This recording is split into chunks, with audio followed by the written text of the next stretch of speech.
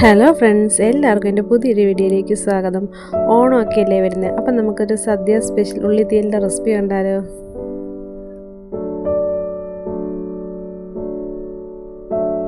അതിന് വേണ്ട സാധനങ്ങളൊക്കെ ഞാൻ എടുത്ത് വെച്ചിട്ടുണ്ട്. ഞാനൊരു 1/4 കിലോ അളവിൽ ഉള്ളിയാണ് എടുത്തിരിക്കുന്നത്. വലിയ ഉള്ളിയുണ്ട്, ചെറിയ ഉള്ളിയുണ്ട്. അപ്പോൾ ഉള്ളിയൊക്കെ ഒന്ന് കഴുകി വൃത്തിയാക്കി എടുത്തിട്ടുണ്ട്. ഇനിയിപ്പോൾ അത് ചെറുതായിട്ടൊന്ന് അരിഞ്ഞെടുക്കണം. വലിയ ഉള്ളിയും കൂടി ഉള്ളതുകൊണ്ട് അതൊരു 3-4 പീസൊക്കെ ആയിട്ട് അതൊന്ന് അരിഞ്ഞെടുക്കണേ. അപ്പോൾ ഉള്ളിയെല്ലാം അരിഞ്ഞു വെച്ച് ഇനിയിപ്പോൾ ഞാനൊരു ചട്ടി വെച്ച് അതിലേക്ക് വെളിച്ചെണ്ണ ഒഴിച്ച് കൊടുക്കുന്നുണ്ട്. എന്നിട്ട് ചട്ടി ഒന്ന് ചുറ്റിച്ച് കൊടുക്കുന്നുണ്ട്.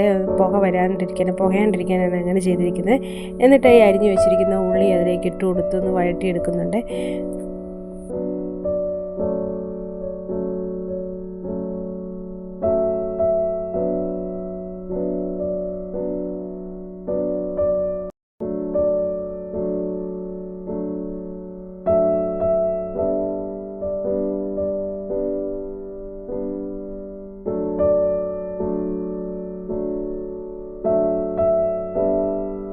അതിലേക്ക് എരിവിന് ആവശ്യമായിട്ട് 2 പച്ചമുളക് ഇട്ട് കൊടുക്കുന്നുണ്ട്. നല്ല എരിവുള്ള പച്ചമുളകാണ്, അതുകൊണ്ട് 2 ഇട്ട് കൊടുത്തുള്ളേ. ഇനി അതെല്ലാം കൂടെ നല്ലപോലെ ഒന്ന് വഴറ്റിയെടുക്കുന്നുണ്ട്. പിന്നെ ഇത്രയും വാളംപുളി ഞാൻ വെള്ളത്തിലിട്ട് വെക്കുന്നുണ്ട്. നമ്മൾ ആ വെള്ളം പിഴിഞ്ഞ് വേവിക്കാൻ വേണ്ടി ഒഴിക്കാനായിട്ട്.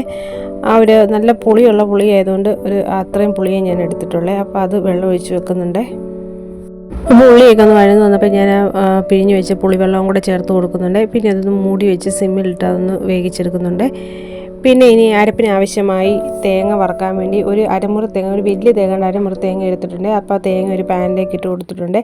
ആ തേങ്ങയുടെ കൂടെ തന്നെ കുറച്ച് കൊച്ചുള്ളിയും 2 വറ്റൽമുളകും കുറച്ച് കറിവേപ്പിലയും ചേർത്ത് കൊടുത്തിട്ടാണ് തേങ്ങ വറുത്തെടുക്കുന്നത്. എന്ന് വെച്ചാൽ ഇങ്ങനെ ചെയ്യുമ്പോൾ നല്ലൊരു ഫ്ലേവർ, നല്ലൊരു ടേസ്റ്റ് കിട്ടുമേ. അതിന് വേണ്ടിയിട്ട് കൊച്ചുള്ളിയും വറ്റൽമുളകും കറിവേപ്പിലയും തേങ്ങയുടെ കൂടെ തന്നെ വറുത്തെടുക്കുന്നുണ്ട്.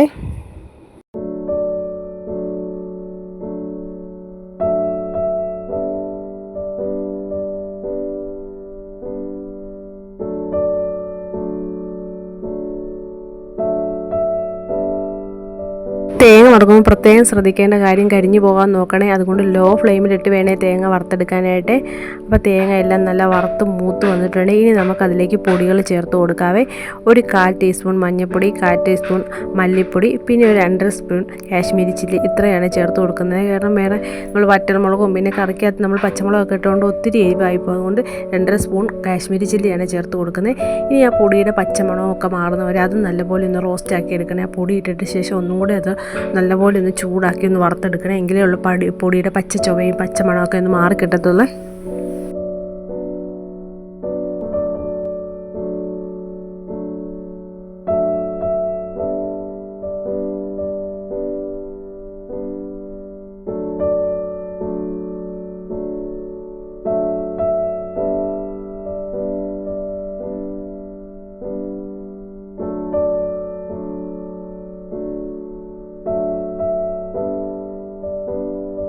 ഞാൻ വറുത്ത് വെച്ച തേങ്ങയെല്ലാം ചൂടാറി കഴിയുമ്പോൾ ഞാനൊരു മിക്സിയുടെ ജാറിലേക്ക് ഇട്ട് കൊടുക്കുന്നുണ്ട്. പിന്നെ പ്രത്യേകം ശ്രദ്ധിക്കേണ്ട കാര്യം, ഒത്തിരി വെള്ളമൊന്നും നമ്മൾ ഒഴിച്ചു കൊടുക്കരുത്. ഈ തേങ്ങ ഒന്ന് അരയാൻ പാകത്തൊരു ശകലം വെള്ളം മാത്രമേ ചേർക്കാൻ പാടുള്ളൂ. തീയലിനൊക്കെ ഒത്തിരി വെള്ളം ഒഴിക്കാനേ പാടില്ല. അപ്പം അതിൻ്റെ ഇത് പോവുകയും നല്ല കുറുകിയിരിക്കുന്ന തീയലൊക്കെ. അതുകൊണ്ട് വെള്ളം നമ്മൾ സ്വല്പം മാത്രം അരയ്ക്കാൻ മാത്രം ഒഴിച്ചു കൊടുക്കാവുള്ളേ. ഇപ്പോൾ പുളിവെള്ളമൊക്കെ ഒഴിച്ചു കൊടുത്തൊക്കെ ഒന്ന് പറ്റി ഉള്ളിയൊക്കെ നല്ലപോലെ ഒന്ന് വെന്ത് വന്നിട്ടുണ്ട്. ഇനി നമുക്ക് അരച്ച് വെച്ച് അരപ്പ് അതിലേക്ക് ചേർത്ത് കൊടുക്കാവേ.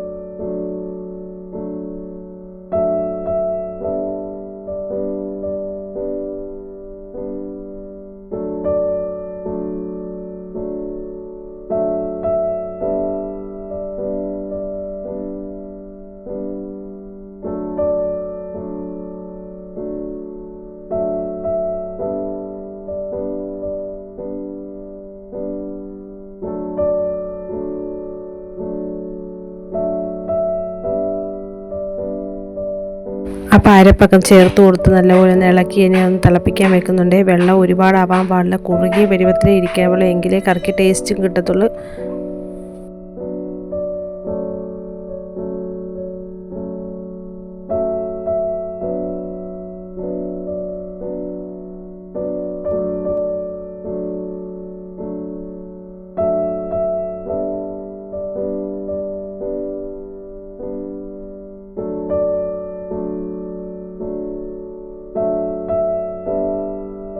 പിന്നെ ആവശ്യത്തിന് ഉപ്പും കൂടെ ചേർത്ത് കൊടുക്കുന്നുണ്ട്. അപ്പോൾ നമ്മൾ ഉള്ളി വഴറ്റാൻ നേരത്ത് ഒരല്പം ഉപ്പ് വേഗം വഴന്ന് കിട്ടാൻ വേണ്ടി ഇട്ടായിരുന്നു, അതുകൊണ്ട് ഒരുപാട് ഉപ്പിൻ്റെ ആവശ്യമില്ല. അപ്പോൾ ആവശ്യത്തിന് ഉപ്പും കൂടെ ചേർത്ത് കൊടുത്ത് എന്നിട്ട് നല്ലപോലെ അതൊന്ന് വെട്ടിത്തിളയ്ക്കുമ്പോൾ നമുക്കതിലേക്ക് എണ്ണ ചേർത്ത് കൊടുക്കാവേ.